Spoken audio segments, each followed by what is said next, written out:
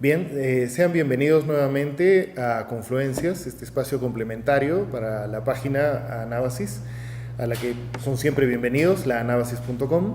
Hemos cambiado de locación, estamos aquí en un café y de hecho esperamos ahora desarrollar una serie de temas, digamos, en esta nueva etapa del ciclo. Ya dejando un poco de lado algunas definiciones básicas que abordamos en la primera etapa de las conversaciones. El día de hoy nos vamos a abocar al tema de los héroes en las figuras de ficción y en la propia realidad de nuestra sociedad y la crisis, digamos, de su existencia en los medios de comunicación. Suena un poco disperso, pero esperamos poder darles luces al respecto ahora en diálogo con Cindy, a quien por supuesto damos gracias por estar acá. También las gracias a Pilgrim, así que bienvenidos.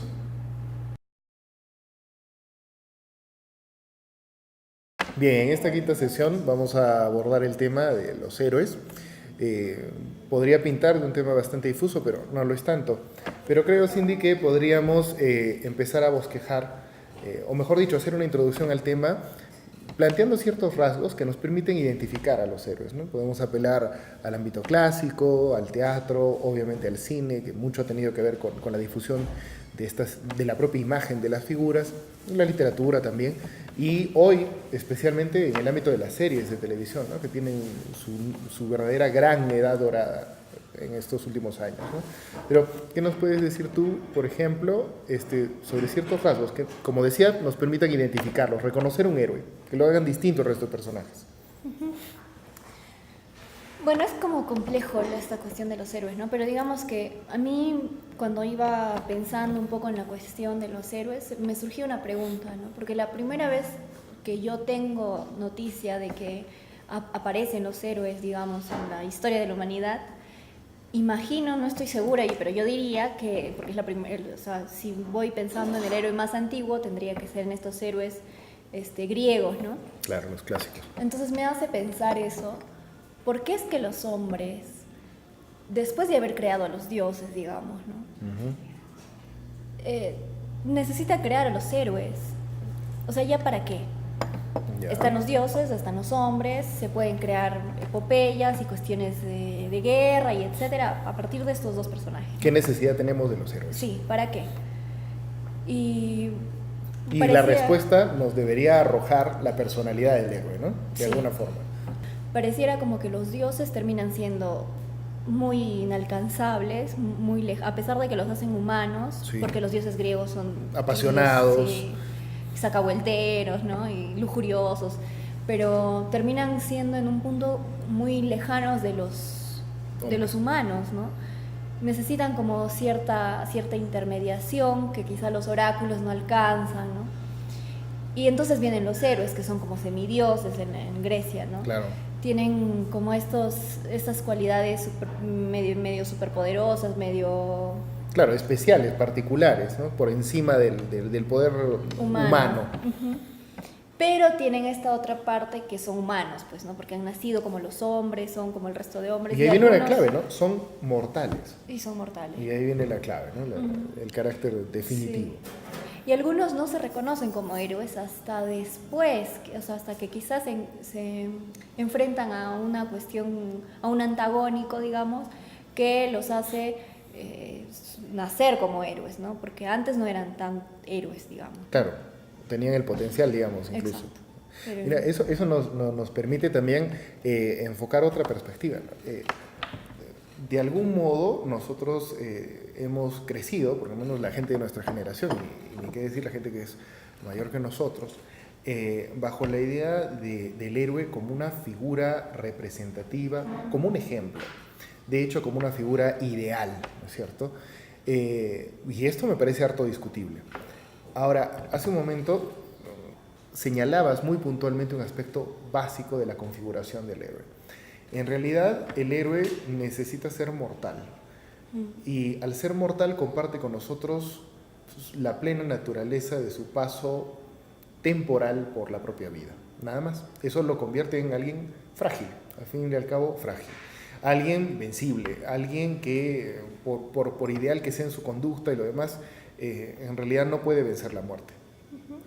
Y se configura como héroe no porque haya nacido héroe, en realidad necesita algo que enfrentar. Y entonces vemos que resulta indispensable que para que exista un héroe tiene que haber algo contra que luchar. Una situación, una condición, una serie de circunstancias, o como bien decías, ¿no? La aparición del mal encarnado, de algún modo, o de la situación agobiante contra la cual se levante este ser humano, ¿ya? Para marcar la historia. Porque otra particularidad del héroe es que va a trascender su propio tiempo, pero esto también es harto discutible, ¿no? Por eso podríamos hablar de los héroes anónimos también, ¿no? Entonces, pero me lleva a otra pregunta. Si nosotros necesitamos, para que exista un héroe, una situación contra la que éste luche, que lo despierte, que haga surgir en él el afán de enfrentamiento, significa también que el perfil del héroe cambia a través de los años. Y evidentemente entonces un héroe clásico no cumple el rol de figura señera hoy, no de la manera que lo hacía antes. ¿Cómo ves tú ese paso, esa evolución? ¿De qué manera ves que estos referentes clásicos sirven aún? ¿Son vigentes? ¿Qué nuevos han surgido? ¿Qué matices no fueron contemplados? Sí, me parece que en la literatura, más o menos, que no tengo mucha referencia, pero o sea, se me ocurre que hace como que ese pasaje, ¿no? O sea, depende un poco de las épocas, digamos, ¿no? En la literatura, los héroes como Hamlet, por ejemplo, ¿no? Este héroe de Shakespeare, es totalmente distinto, ¿no? No tiene superpoderes, ¿no? O sea, como Hércules, ¿no? Como otros héroes griegos. Lo sobrenatural, digamos, que pasa a un segundo plano, cuando Sí. hablamos más del realismo, cuando podemos tocar más a los personajes y estos se acercan más a la, no diré la cotidianidad, pero sí a la vida real de los seres humanos, ¿no? Sí, no, la literatura me parece que lo que hace con los héroes es como darles pintarlos de manera distinta, ¿no? Porque si hay algo que se cae, o sea, no es que no hemos visto héroes pues como Hércules, como Edipo Rey, como Odiseo, ¿no? O sea, no hemos visto, estos héroes no existen, digamos, ¿no? Pero la literatura nos permite o permite crear, escribir acerca de héroes que sí son como mucho más posibles, ¿no? Que uno lo puede tener un poco más al costado, ¿no? Uno más al lado, ¿no? Entonces, me parece que ese pasaje importante que hace un poco la literatura es interesante cómo es que reescribe algo de lo heroico, ¿no? A partir también de la época, un poco del tiempo, ¿no? Vemos nítidamente, digamos, un paso de lo sobrenatural a lo más real, ¿ya? Y por otro lado también una aproximación en las propias circunstancias, o sea, porque podríamos tener a una persona sin superpoderes, digámoslo en esos términos, pero que de pronto se encuentra en un medio ajeno a la realidad inmediata. Y sin embargo vemos cada vez una mayor aproximación, una gran aproximación de las circunstancias y condiciones en las que desempeña su rol de héroe hacia el público, ¿no? Y entonces esto también tiene que ver con la difusión. Hoy, ¿cómo sientes ese clima? ¿Cómo lo ves? Ahora que estamos cerca de todo, que de algún modo no existe una nítida diferenciación de ámbitos, porque desde lo más fantástico hasta lo visceral se encuentra a segundos plenamente dispuesto a que nosotros podamos meter la nariz en ello. Me parece que la literatura da paso, abre toda la cuestión con los cómics, ¿no? Entonces, a partir de que se empiezan a dibujar, a hacer estas historietas acerca de estos superhéroes, ¿no? Y se hace toda una franquicia gigantescas de héroes, me parece que estas cuestiones no son tan gratis, digamos, ¿no? O sea, responden a cierta época. Yo me haría la pregunta... Bueno, la Segunda Guerra Mundial, de hecho, tiene mucho que ver, ¿no? Claro. Bueno, ahora, planteas además, o mejor dicho, se me ocurre a partir de lo que dices, una diferenciación, una primera diferenciación. Los héroes en la literatura de textos continuos, en la novela, en el cuento y en el teatro, tienen un proceso evolutivo un tanto distinto. No obstante, la novela se ajusta a las circunstancias de cada época. Pero en el caso del cómic propiamente, se da un acercamiento mucho más palpable porque es la propia imagen del tiempo que sucede. Y vemos que ante enormes circunstancias, o sea, una vez más, ante una enorme circunstancia contra la que luchar, entonces el héroe ve, o mejor dicho, se ve la necesidad de atribuir al héroe más poder. Y tiene que ver esto también con la aparición de ciertos determinados y particulares héroes en el ámbito del cómic, ¿no? Propiamente la categoría de superhéroes populares, ¿no? Entonces, y me parece que ahí va. Esa es una primera diferenciación. Pero eso también nos lleva, siguiendo esa misma línea, ¿cómo ves tú que continúa el tránsito a nuestro tiempo? Porque en la Segunda Guerra Mundial tuvimos clarísimo el hecho de que como había investigaciones genéticas y demás, bueno, aparecen por una parte los X-Men, porque todas las mutaciones. Todas las mutaciones, etcétera, ¿no? O la misma evolución del propio Batman, porque se puede hacer un paralelo sumamente ilustrativo respecto del desarrollo del psicoanálisis con él. Batman aparece como un detective enmascarado, casi convencional si lo comparamos al que aparece luego. Posteriormente se le da mucha luz a su lado más oscuro, que es precisamente el del potencial psicópata, el del tipo vengativo, traumatizado, y luego pasa por una serie de aventuras en las cuales se va atemperando, digamos, ese carácter suyo. Y dichos tránsitos corresponden también al de la enorme liberación sexual. Los héroes también han pasado por eso. Hay varios cómics en los que se habla de la homosexualidad de Superman, por ejemplo, claramente, del vínculo homosexual entre Batman y Robin, por ejemplo, y muchos otros héroes. Pero ¿cómo llega eso a nuestro presente, en que enormes circunstancias no han faltado, ¿no? Casualmente por eso traía a colación todo esto, ¿no? Porque uno puede ver más o menos cómo va la época a partir de lo que la gente que dibuja, que escribe, los artistas de empiezan a ficcionar. Entonces uno se da cuenta cómo va más o menos la época, ¿no? Por eso hablaba de esto, luego los cómics, luego... Porque son distintos momentos de los héroes, ¿no? Claro, y además apuntas a los más populares en cada momento. Sí. Hablamos del teatro griego, luego propiamente la novela y el teatro, y digamos, en medio del siglo XX, con la mayor difusión, el cómic, ¿no? Sí. Y el tránsito a la imagen. Sí. El cine tiene su propia historia, o sea, Sí. se me viene a la memoria, o mejor dicho, se me viene a mente inmediatamente John Wayne, por ejemplo, ¿no? Como el héroe rudo. Hace un momento antes de que estuviéramos grabando conversábamos un poco, por ejemplo, de algo que me voy a permitir traer a colación. Hoy día los héroes no pueden fumar, por ejemplo, ¿no? Eso es impensable, porque se está volviendo al ideal del héroe, pero en determinado momento el héroe era sumamente temperamental, no dudaba en el empleo de la violencia, y no había héroe que no fumara, por ejemplo, ¿no? O que no se mostrara drástico al momento de actuar, ¿no? Bueno, y retorno, o mejor dicho, reencauzo el asunto, ¿no? ¿Cómo ves ese tránsito ahora? ¿Cómo ves que se modifica? Y ahora la cuestión con los héroes se dibuja de manera distinta, ¿no? Porque ahora los héroes, me llama la atención que a las víctimas también se les llama héroes. O sea, por ejemplo, los héroes del 9/11, ¿no? Sí. A esta gente que murió, los héroes del 9/11. La palabra mártir casi no se usa. No se usa, ya ahora son héroes, digamos, ¿no? O sea, eso me llamaba un poco la atención porque el heroísmo o lo heroico hoy, digamos que se interpreta muchas veces del lado del sacrificio. Y además tiene mucho que ver con una condición. Es decir, el héroe actuaba y se convertía en héroe por el desarrollo de su acción. Hoy, como muchas otras cosas, se sujetan, o mejor dicho, funcionan por estatus, como etiquetas. Es decir, que la persona víctima obtiene un estatus y es mucho más decoroso, digamos, ¿no? Ponerle la etiqueta de héroe por haber soportado una situación lamentable, que la de simple víctima, que la de superviviente.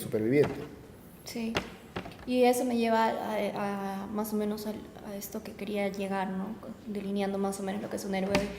Un héroe hoy, digamos, a mí me parece que es aquel que sacrifica su goce. O sea, ese que no goza, ese que es casi... políticamente correcto. Sí, que es como cristiano. Y eso tiene que ver con el cigarro, cuando hablamos de lo políticamente correcto, por ejemplo, ¿no? Entonces esos digamos que son los héroes de ahora. Por ejemplo, se habla de mi padre, el héroe, ¿no? Yo he empezado a escuchar mucho eso hace poco, sea, desde Sí, yo cuando 15, era 10 niña años. Nadie decía mi papá es mi héroe, Sí, ¿no? ¿no? Yo Ahora no se lo ha vuel- decía. Se ha vuelto un lugar común ahora. Sí, a pesar de que mi papá parece superhéroe porque es así como que físico-culturista, ¿no?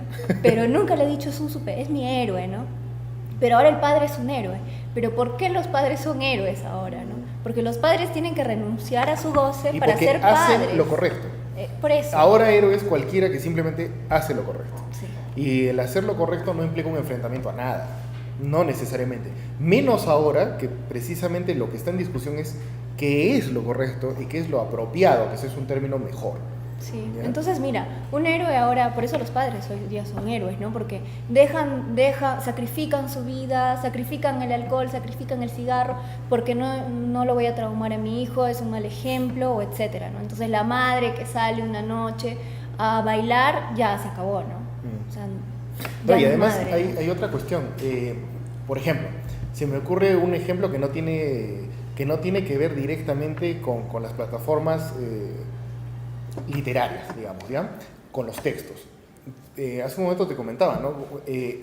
A principios de los años 90, en mediados de los 90, casi hasta finales de dicha década, uno cuando veía transmisiones de partidos de fútbol en ligas europeas, podía ver al director técnico fumando dentro del estadio, acercamientos a las groserías que se decían unos a otros, o sea, los jugadores, y había una tensión permanente, es decir, había un grado de violencia contenido de otra manera. En cambio, hoy los jugadores, digamos que parece, bueno, me resulta bastante claro, se ven obligados a llevar a la perfección el perfil del animus deportivo, ¿no? Que es la buena fe permanente, la plena corrección, El fair play. el fair play. Y no digo que eso esté mal, pero nos permite ver claramente en qué medida eso es real, en qué manera se condice con la sociedad de la que nace. Es decir, los héroes, es cierto, son modelos, pero si nosotros pensamos en los héroes como modelos por su condición, por ejemplo, condición de futbolista, condición de figura pública, vamos a tener un serio problema, porque va a haber un divorcio entre la realidad y dicho ideal, como con todo ideal. En cambio, si consideramos al héroe como se daba el caso en los periodos clásicos, culturales y en la literatura consistente, si vemos a los héroes como personajes, como personas que tornan en personajes por su proceder, por el desarrollo de su lucha, por el hecho de que puede que ni siquiera sabían que eran en sí mismos héroes hasta que se convierten en tales, entonces esa distancia desaparece y se nos plantea a todos la verdadera posibilidad de convertirnos nosotros mismos y cada quien en un héroe. Eso ya no ocurre. Eso me llama, o sea, casualmente de esta primera pregunta que parto, ¿no? O sea, ¿por qué el hombre tiene la necesidad de hacer un héroe si tiene a los dioses? ¿Para qué? Que me parece que tener a un Dios perfecto, sublime, omnitodo, potente, siente, etcétera, no te da la posibilidad a ti de llegar a ser, digamos, ¿no? O sea, es imposible. Yo no voy a ser Dios, no voy a poder llegar, o sea, no hay forma. Ni siquiera el judaísmo con este Dios como tan perfecto. Bueno, ¿no? rompe con eso precisamente el cristianismo. Exacto, ¿no? a eso voy, ¿no? Es el O primer sea, gran héroe postclásico, ¿no? Sí. Entonces me parece que en la humanidad hay esta necesidad de hacer un tránsito necesario entre esta perfección y uno mismo que nos sabemos tan imperfectos, ¿no?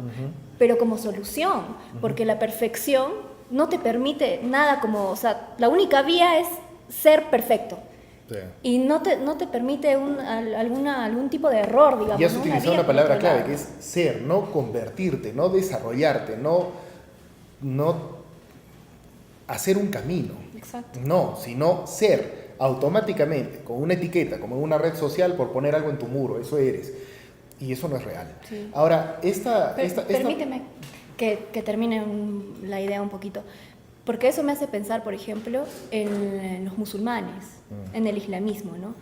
Ellos, casualmente, en un observatorio, conversábamos, en la Asociación de Psicoanálisis, en la diferencia de religiones, ¿no? O sea, porque el Islam tiene a Alá. Claro. Que Pero- Alá en realidad corresponde a la imagen del Dios judaico, porque se trata de que bueno, el propio Islam y el judaísmo tienen literalmente la misma paternidad. Claro, pero ellos no lo llaman padre. O sea, porque no es padre Ese de es nadie, no es padre de Jesús, no es padre de nadie, digamos, ¿no? Y está Mahoma, que es su profeta, pero no es su hijo, digamos, ¿no? Entonces, digamos que no hay cierta cercanía a este Dios, que termina siendo como ese Dios y todos nosotros, ¿no? Y entonces tenemos estas cuestiones totalmente... Conflictivas. Y no solamente conflictivas, sino extremistas, ¿no? O sea, o es una cosa o es la otra. O se es fiel o se es infiel, digamos, ¿no? Y entonces ahí, en esos extremos, o se es del ser Exacto. también, ¿no? O se es infiel. Una de las dos. Y entonces en esos extremos, si eres infiel te mato y si eres fiel estás conmigo, ¿no? Y si Claro. no estás conmigo eres infiel. Entonces me parece que a ellos les falta como este tránsito que sí hay en el De la propia cristianismo, ¿no? acción, del proceder, algo que tiene que ver mucho más, bueno, y que fue bastante más cultivado por el pensamiento de Oriente. Y de hecho, constituye esto uno de los elementos que hizo a muchos estudiosos plantear el hecho de que el Cristo, la imagen del Cristo, ficcional o real, históricamente improbable, por cierto, tuvo que ver mucho con recorridos por Oriente para extraer de su pensamiento aquello que permitiera una solución para el proceder habitual de la gente, de los fieles, ¿no? Sí, como una transición, o sea, no soy Dios, pero puedo llegar a tocar, puedo llegar a bordear, Claro. ¿no? Que es la promesa de Jesús, No, y digamos. de hecho, en este conflicto se me ocurren en este momento, por ejemplo, para apelar a los héroes populares, dos casos emblemáticos de absurdos, ¿no? Por una parte, Superman, por ejemplo, es alguien que ha venido de otro mundo, de una sociedad y de una civilización y de una cultura súper avanzadas. Es un tipo superdotado en todos los sentidos, ultrapoderoso, es prácticamente invencible y sin embargo hace de su vida un desastre y mete la pata porque no es capaz de soportar la tentación de meterse con una muchacha insegura de sí misma, ambiciosa, mezquina y bastante miserable, ¿no? Hasta que finalmente muere, porque Luisa Lane muere. Algo que muchos fans celebran. Spoilers. Es spoiler. Eso por una parte. Y otro caso, y muere en un atentado terrorista, por cierto, dirigido por Ya, un basta. Joker. Basta con los Ya, spoilers. listo. Bueno, y por otro lado, tenemos el caso de Neo en Matrix, ¿no? Que es, como decíamos bromeando con unos amigos, el mamarracho supremo, ¿no? O sea, es un pobre chico que ni siquiera sabe a dónde va, ni por qué ha llegado a donde ha llegado, no tiene ningún tipo de destino, su única motivación real es casi hormonal cuando conoce a una flaca en medio de sus aventuras, y en realidad el término humanidad, el término enfrentamiento con aquello que oprime, en ningún momento se desarrolla de manera consistente en toda la historia que da pie a su aparición. Y sin embargo, si nosotros hacemos un poco de memoria, salvo el retorno de los antiguos héroes del cómic, Neo es el último nuevo héroe creado e ideado. Eso dice bastante, porque Neo, insisto, Neo es un adolescente perpetuo y ni siquiera desarrolla a lo largo de la historia que da pie a su acción una maduración personal. O sea, no hay nada allí, ¿no? Y yo querría, o mejor dicho, se me ocurre preguntarte a ti, ¿qué opinas al respecto? O sea, me parece que hoy el único ámbito que ha quedado claramente a salvo de los problemas de lo políticamente correcto, pero no del todo, ya bastante contaminado, es el ámbito de las películas animadas de corte, entre comillas, infantil, porque no son películas para niños, ¿no? Donde tenemos personajes más complejos que en el ámbito popular de los héroes de cómic, ¿no? En otras palabras, uno ve personajes mucho más complejos Intensamente de Pixar y Disney que en cualquiera de las sagas pues, de Avengers y demás. ¿Cómo ves tú eso? Esto que dices de Neo me hace pensar que es como dices, ¿no? Cada construcción ficcional responde a su época un poco, ¿no? Y entonces tenemos a Neo, que se parece a muchos jóvenes. Perdidos, extraviados. Sí, y por ahí... Y en medio del cambio tecnológico, ¿eh? Extraviados Sí. En medio del cambio tecnológico. Sí, pero este extravío, digamos, no es gratuito, o sea, yo por ahí no soy como tan, no ando con la guadaña así desenvainada como tú, ¿no? Con los chicos, pero me parece que hay algo de la época misma que también empuja a estos chicos. O sea, no es solamente que ellos son como muy pasivos con su deseo, ¿no? O sea, como que, como tú dices, perdidos, ¿no? Como Neo, ¿no? Pero me parece que responde a esta época donde, por ejemplo, a los 5 años tienes que dar un examen de ingreso y para competir con 20 más, y entonces te preparan a los 5 años. Sí, Y podría seguir con todas estas barbaridades de la exigencia de esta época sobre los chicos de hoy. Entonces, esta exigencia, digamos, porque los chicos de hoy, a mí me sorprenden cómo hacen tantas cosas. O sea, conozco muchos jóvenes, más jóvenes que yo, porque parece una paradoja, ¿no? Pero chicos más jóvenes que yo, que en realidad tocan un instrumento y estudian y leen a Hegel y leen a no sé qué, y además también tienen una vida social y salen los sábados en la noche. O sea, que yo jamás, o sea, yo me pongo a leer o algún filósofo o algo y me quedo encerrada en mi casa todo el fin de semana. No hay forma que yo pueda hacer como que todas estas cosas al mismo tiempo, ¿no? Pero ellos sí pueden, digamos. Eso me sorprende. Bueno, eso me trae también cierta duda. Y no por andar con guadaña. Pero o sea, lo hacen bien. No dudo que hay quien en efecto logra hacerlo bien todo. Saben organizarse mejor. Claro, pero también, es que esa es la marca de la época. O sea, se les exige tanto que ellos tienen que hacerlo. Responden. Todo. Exacto. Y entonces algunos responden bien, luego lo sintomatizan, pero hay otros que no pueden, porque es demasiada exigencia en esta época. Y entonces hay mucha depresión. O sea, los chicos se deprimen mucho ahora. Sí. Y Neo es el dibujo de todo eso. El potencial depresivo. Pero hay un detalle más. Neo me parece, o mejor dicho, este ejemplo de Matrix permite vislumbrar lo que tan solo un par de años después cobraría cuerpo y hoy día se convierte en una suerte de cáncer ideológico gigante, ¿no? Que es el de la absoluta complacencia. Neo hace un recorrido por determinadas respuestas, pero él no produce las respuestas. Él espera claves todo el tiempo.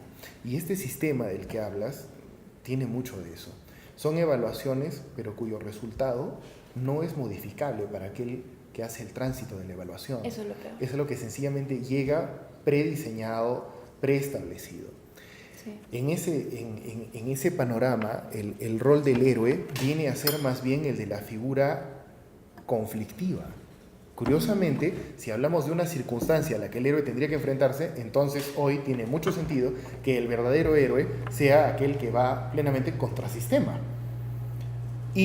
Pero no de un modo simplemente negativo o arbitrario, en esa onda hippie y demás, ¿no? Que en realidad no produce nada.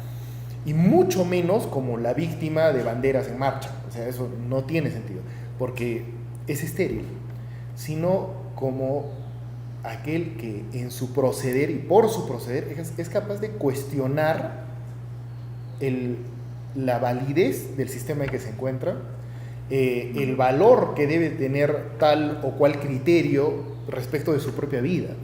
Y entonces me parece que eso explica también que hoy las series de televisión, por ejemplo, en las que se retoma bastante cierto grado de complejidad de la novela, incluso decimonónica, valga, o sea, puntualmente la alusión, cobre cuerpo ahí, digo, ¿no?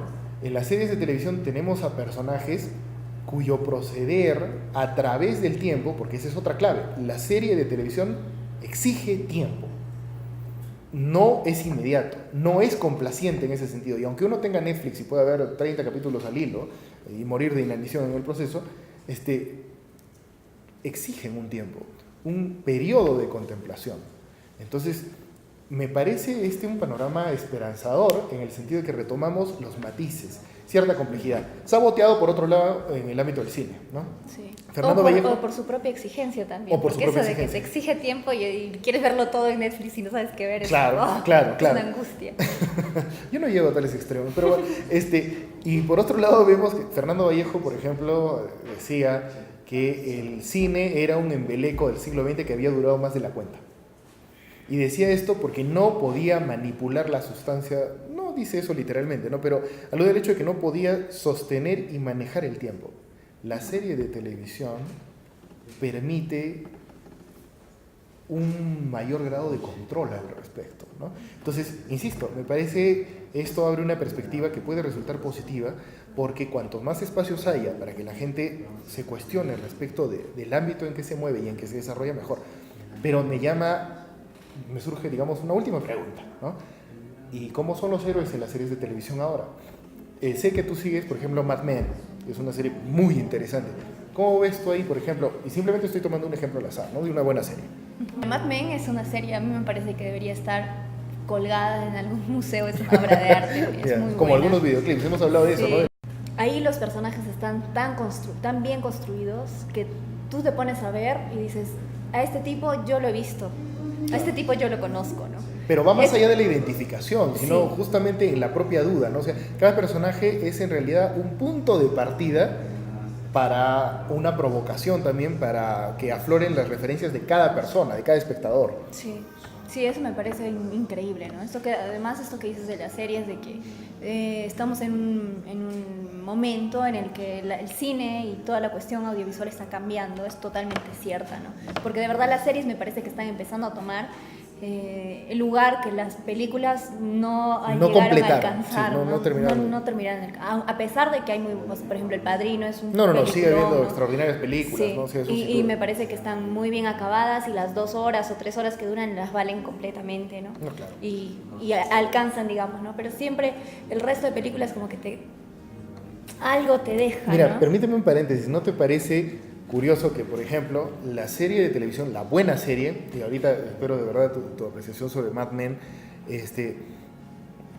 ocupa un espacio de tiempo más amplio, su equivalente es la novela, pero la buena película hoy, y desde hace ya unos 20 o 30 años, bueno, mucho más en realidad, pero se nota más nítida la diferencia últimamente, es aquella película que apuesta por no ir de hecho a la masa, sino por no forzar, sino exigir un nivel de comunicación más íntimo y ser más penetrante en su propuesta. Se me ocurre, por ejemplo, El árbol de la vida de Terrence Malick, que no por azar es considerada por muchos poesía audiovisual, ¿no? Porque de hecho sería imposible desarrollar lo que desarrolla Terrence Malick en dicha película en una serie de televisión. Y entonces se diferencia claramente y podemos hacer un par entre la novela y la poesía, ¿no? Contemporáneo y en otra plataforma, ¿no? Sí. El cómic en ese sentido pasa por una transición similar, porque de un tiempo a esta parte, bueno, Manuel, un invitado que también va a estar acá de vuelta varias otras veces, podría darnos muchas más luces, pero en el ámbito de la novela gráfica y del cómic, vemos, por ejemplo, que la novela gráfica propiamente, la serie amplia, tiene un determinado, no digo tipo de público, pero sí una propuesta clara y diferenciada, y por otro lado está la tira concreta, la tira sintética, ¿no? Que cobra recientemente nuevo valor. Entonces tenemos también una diferenciación de alcances similar. Bueno, pero volviendo más o sea, y a los héroes quizá, ¿cómo podríamos perfilar el asunto de los personajes que, según todo lo que hemos conversado, se sujetan un poco al perfil que hemos bosquejado? Bueno, en Mad Men hay un hombre, que es el hombre en Mad Men, ¿no? Que es Donald Draper, ¿no? Él tiene esta cuestión, porque es héroe muchas veces, ¿no? O sea, ya están perdiendo la cuenta, y ya se va a ir Lucky Strike, y viene Donald Draper y... Hace la gran jugada. Sí, y otra vez todo el mundo vuelve a girar, toda la tierra sobre su eje, todo bien, ¿no? Pero él tiene algo muy especial, ¿no? Que es algo del padre, me parece. O sea, en ese sentido es un héroe muy clásico, ¿no? No es un héroe tan moderno, ¿no? Que es el hijo. El falso héroe moderno es el hijo adolescente. Sí. Y el héroe clásico es más bien paternal. Sí, parece como un padre, porque este tipo, o sea, primero que es totalmente enigmático. Y de por medio, permítanme la cuota, está la gran heroína, ¿no? En una de las últimas películas populares, en Wonder Woman, por ejemplo, uno ve a un personaje, no diré enormemente complejo, pero cuyos conflictos personales se ven evidentísimamente transparentados en cada momento según su proceder. Y es un perfil muy interesante y de una personalidad claramente diferenciable de los dos que hemos planteado.